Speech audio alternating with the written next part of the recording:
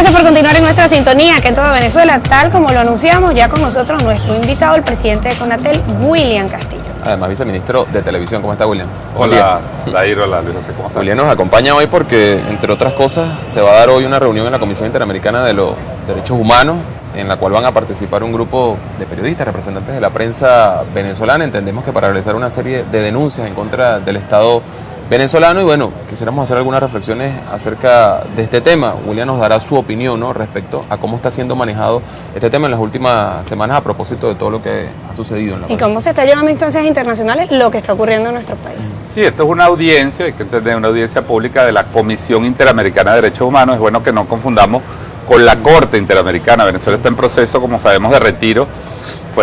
En términos jurídicos, Venezuela denunció a la Corte y está en proceso de salida de la Corte, pero sigue perteneciendo a la Comisión.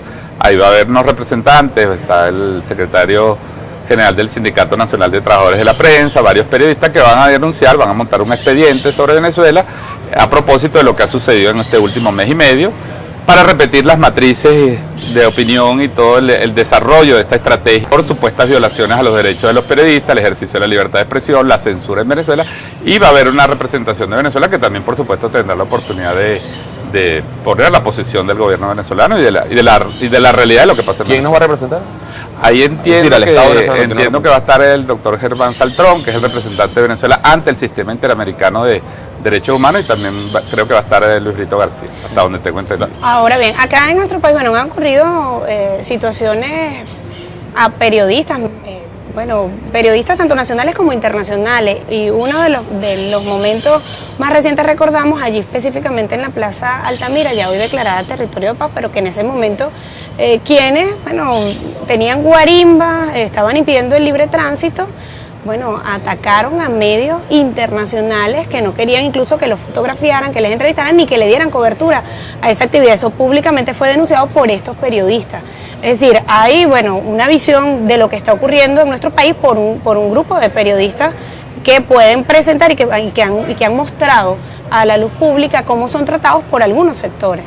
Sí, hay que entender, fíjate, hoy va a haber tres matrices fundamentales que van a surgir mediáticamente, porque esto es una audiencia donde cada quien expone su punto de vista y después hay un show mediático en los medios internacionales, ruedas de prensa, CNN en español, cubriendo en vivo. Y hay tres cosas fundamentales por las cuales se va a atacar a Venezuela: la supuesta censura y agresiones a los periodistas, las restricciones a la libertad de información, al derecho de los periodistas, una supuesta cantidad de agresiones, donde agresiones de los guarimberos a los periodistas van a ser pasadas como agresiones del Estado venezolano.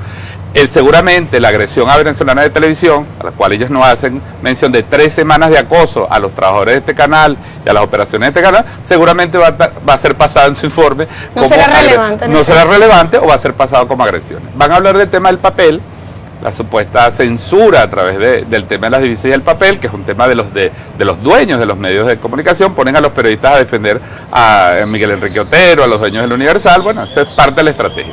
Y la otra es la supuesta censura a Internet, que se ha venido practicando en Venezuela, el bloqueo de las páginas, toda esa mitología que ha montado alrededor de la censura en Venezuela. Entonces, esas son las tres matrices, incluyendo, como dices tú, Dair, cosas tan bochornosas como las agresiones de los guarimberos a los periodistas, que hoy seguramente en Washington se va a decir que fue el gobierno venezolano. Ahora, sobre el tema de las agresiones a periodistas que han estado dando cobertura a lo que sucede en nuestro país, como decía Dair, nacionales e internacionales, evidentemente usted tiene que hacer un seguimiento de lo que viene aconteciendo en el país, el tema manejado de los medios de comunicación y el comportamiento de los periodistas.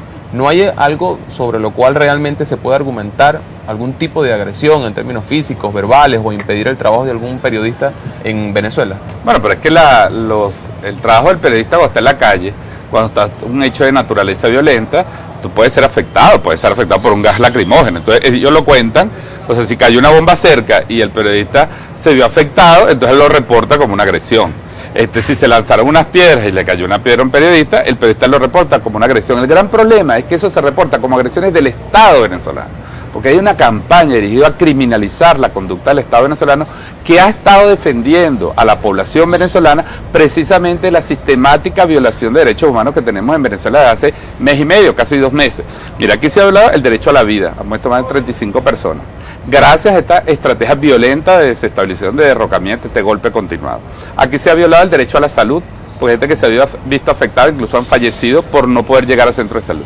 Aquí se ha afectado el derecho a la educación de los miles de niños, niñas, adolescentes y jóvenes que han perdido clases, que no han podido pasar. Aquí se ha afectado el derecho al libre tránsito, porque la gente no puede pasar a su urbanización, no puede salir de su casa, han muerto gente tratando de pasar. Aquí se han afectado los derechos fundamentales. Tienen mes y medio en Venezuela afectados por la guarimba, por la actitud violenta, terrorista de una estrategia de desestabilización y de golpe que hoy se pretende pasar como consecuencias de la acción de orden público que hace el Estado. Entonces, sí, puede haber casos, nadie niega que hayan recibido un rolazo, un penillazo, que hayan sido detenidos algunos han sido detenidos y son liberados a las horas, pero de eso se hace un show. Pero las verdaderas violaciones a los derechos humanos, hoy no se va a hablar en Washington. El tema de la censura, porque bueno, mucho se habla de que algunos medios de comunicación no están transmitiendo lo que está ocurriendo en las movilizaciones, los ataques a los periodistas, o quizá el tema de la violación de los derechos humanos, pero ocurre ese caso que cuando van los medios a cubrir ese evento, son retirados por las mismas personas que lo convocan. Es decir, entonces ellos están allí retirando a quienes van a dar cobertura, pero cuando se van a instancias internacionales hablan de censura. Sí, mira, en Venezuela volver con el tema de la censura ya sabemos que es casi... Entonces se habla de autocensura. O de autocensura. Mira, en Venezuela ustedes saben, aquí hay más de 800 radios en Venezuela, de las cuales el 70% son privadas. De ese 70%, más del 80% tienen una línea opositora. Las radios en Venezuela convocan a las guarimbas, dicen los sitios. Hay anclas que son verdaderos marcadores de agenda política. Son repetidoras de rumores, se han emitido informaciones falsas, se han hecho montajes de videos. Y aquí no ha sido sancionado un solo medio en Venezuela en este mes y medio. Es decir, en las radios, y podemos hablar de la televisión, los montajes fotográficos, las falsas informaciones, rumores que se hacen pasar por noticias, el retuiteo, toda esta tendencia al retuiteo, el manejo de las redes sociales que se expresa a través de los medios de comunicación social. Un solo medio venezolano no ha sido sancionado, fue sancionado un medio internacional. Ahora, cuando... Eso es lo que te dice la realidad de lo que está pasando en Venezuela, que hay absoluta libertad de expresión y de información, y se ha informado con absoluta libertad, a mi criterio, incluso con libertinaje. Ahora, cuando uno presenta esos argumentos frente a algunos de estos grupos, ellos sacan cosas como, por ejemplo, al inicio de estas movilizaciones que terminan en hechos de violencia, el 12 de febrero, por ejemplo, previo a ese 12 de febrero hubo un exhorto que hizo Conatel a los medios de comunicación. Fue tomado por algunos personajes, dirigentes de oposición y dueños de medios de comunicación como una censura directa del Estado venezolano. El caso del canal NT24.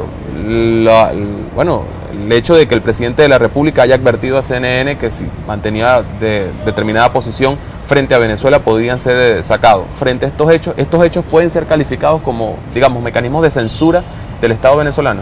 En ninguna parte del mundo se ha calificado como censura. El exhorto es un mecanismo del Directorio de Responsabilidad Social obligante de la ley. Nosotros estamos obligados a exhortar, a llamar a la responsabilidad, que es el concepto fundamental que hace contrapeso a la libertad de información en Venezuela. Si no existe libertad sin responsabilidad. Y eso es lo que hace, es un exhorto. El exhorto, algunos lo han acatado, otros no lo han acatado. Y ellos lo interpretan como autocensura. Nadie puede autocensurarte, Luis Dair. La autocensura, por su propia naturaleza lingüística, es interna.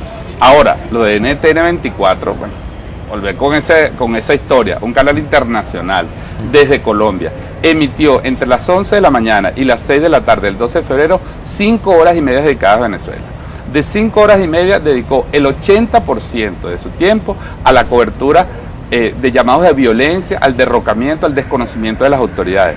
Transmitió en vivo informaciones falsas, transmitió montajes ese día, puso fotografías que no eran del sitio donde estaban ocurriendo los hechos.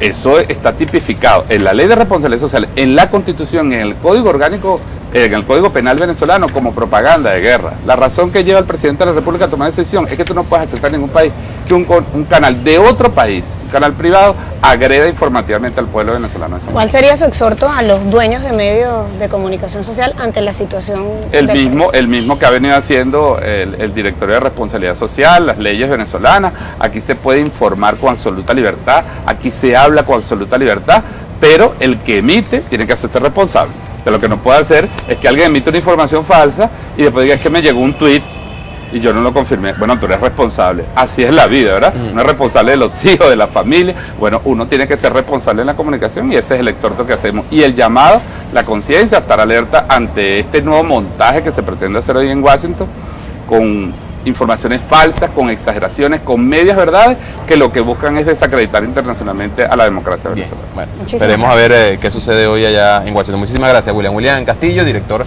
de la Comisión Nacional de Telecomunicaciones, además viceministro de Televisión. Sí.